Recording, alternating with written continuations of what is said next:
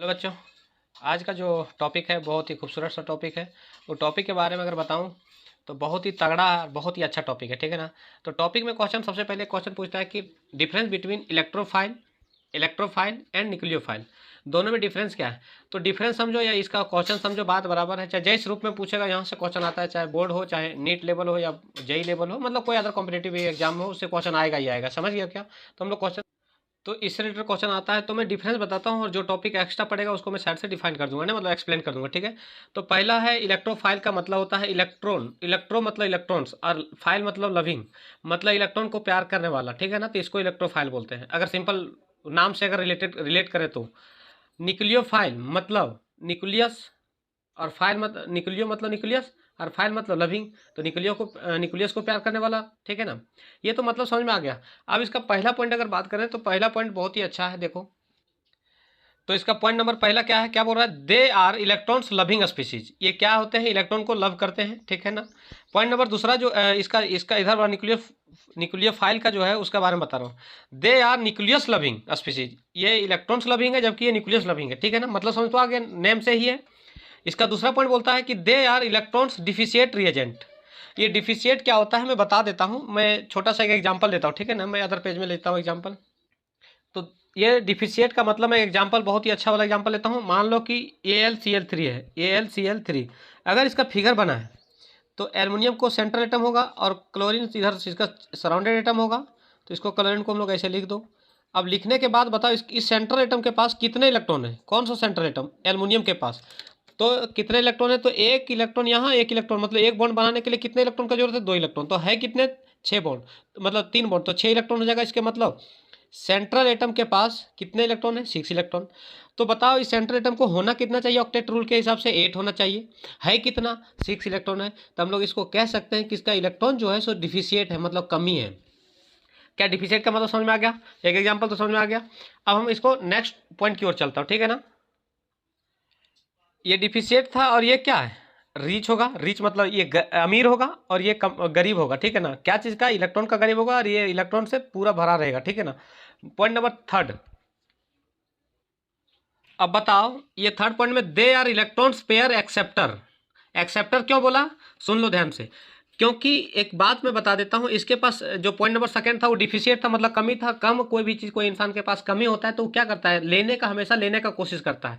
तो ये हमेशा एक्सेप्ट करेगा, क्या करेगा, एक्सेप्ट करेगा। और कहाँ से, फ्रॉम एनी डोनर, कोई देने वाला रहेगा उससे, ठीक है ना।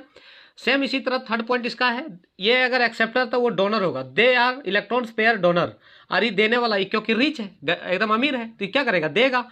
किसको देगा, जो एक्सेप्ट करेगा उसको देगा। बात समझ में आ गया। ये थर्ड पॉइंट था, थर्ड भी अच्छा पॉइंट है। फोर्थ पॉइंट क्या बोलता है, they are also behave as Lewis acid. ये बहुत ही अच्छा पॉइंट है। जो मैं एक बात बता देता, जो लेगा, जो लेने वाला होगा वो हमेशा लुईस एसिड होगा। जैसे एक होते हैं माता पिता होते हैं, तो मान लो कि पेरेंट है, ठीक है ना, और उसके बच्चे हैं, चिल्ड्रेंस हैं, C1 1 C2 मतलब चिल्ड्रन 1 चिल्ड्रन 2। अब पेरेंट्स जो होते हैं सो बच्चे को क्या करते हैं, देते हैं। तो बच्चे जो ले रहे हैं, जो लेने वाला है बच्चे, उसको हम लोग कह सकते हैं केमिस्ट्री की भाषा में, उसको लुईस एसिड बोलेंगे। क्या बोलेंगे, लुईस एसिड। अब इसी का जस्ट रिवर्स बोल रहेगा कि क्या बोलेगा, they also behaves as Lewis base. ये क्या था, लुईस एसिड, जबकि ये लुईस बेस है। तो मैं एक बात बता देता हूँ, जो पेरेंट्स होते हैं वो दिया किसको, बच्चे को। बच्चे जो लिया, जो लेने वाला होगा वो लुईस एसिड होगा, ठीक है। ये तो बात समझ में आ गया। और जो पेरेंट्स होंगे, जो माता पिता होंगे, वो हमेशा लुईस बेस की तरह बिहेव करेंगे। कैसा बिहेव करेंगे, लुईस बेस की तरह। तो ये तो साफ साफ पता चल गया। तो पॉइंट नंबर 5 क्या बोलता है, आइडेंटिफिकेशन, पहचान कैसे करेंगे। वो तो डिफिनेशन था, डिफरेंस था, पता चल गया। अब शक्ल लेकर के हम लोग कैसे पता करेंगे कि ये इलेक्ट्रोफाइल है, न्यूक्लियोफाइल है। तो मैं 3 पॉइंट लिखा हूँ, ध्यान से देखना। जिसके सर पे प्लस चार्ज हो, जिसके सर पे प्लस चार्ज हो, ये तो बात समझ में आ गया। सर पे कैसे, तो तुमको देंगे, मैं एग्जाम्पल देंगे तुम लोग को, टेंशन ना लो।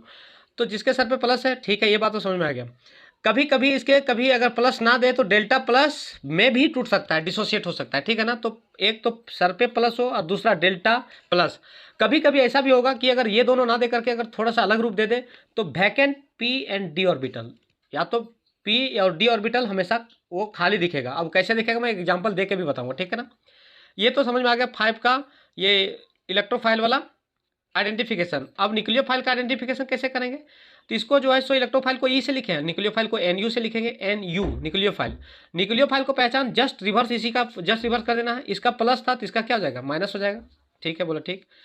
और इसके सर पे लॉन पेयर होगा। लॉन पेयर का मतलब ये होता है, जैसे मैं एक प्यारा सा अमोनिया ले लेता हूँ या वाटर ले लेता हूँ, मैं एग्जाम्पल ले लिया।